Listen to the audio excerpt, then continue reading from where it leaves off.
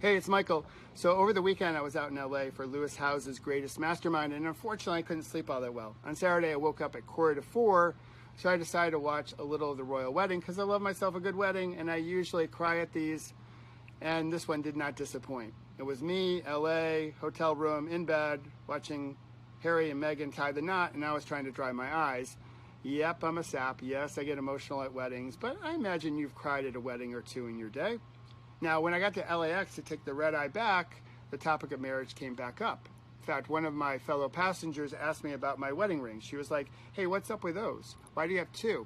And what I shared with her was this. One is actually an engagement ring and the other is my wedding ring.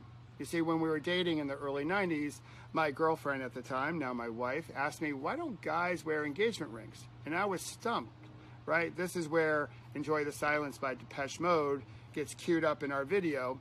I had never pondered the question. I stammered and stuttered, and I basically came up with one lame-ass answer or excuse. Well, we've always done it this way.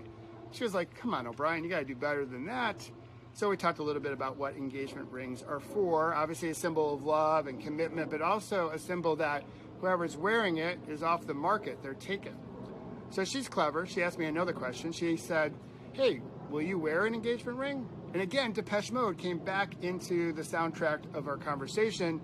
I got worried about what the guys would say, because I never knew of another guy who wore an engagement ring. But I loved her to death. She's amazing, and I like to innovate. So I was like, let's do it. I want my engagement ring.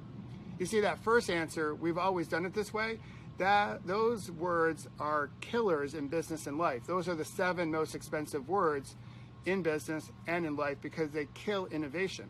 If you want to create a better tomorrow, if you want to achieve complete success, you got to do things differently. You got to get outside the comfort zone, right? Think outside the box and all those other cliches.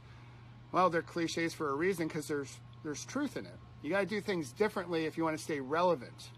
You got to be able to innovate, and doing things just the way we've always done them isn't going to actually help solve tomorrow's complex problems. So maybe Beyonce was right, at least in terms of innovation and commitment.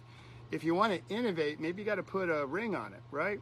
So, hey, I'm Michael O'Brien. Let me know your thoughts below and share this with someone who you think needs to innovate and get away from this is the way we've always done it. And until next week, have fun storming the castle.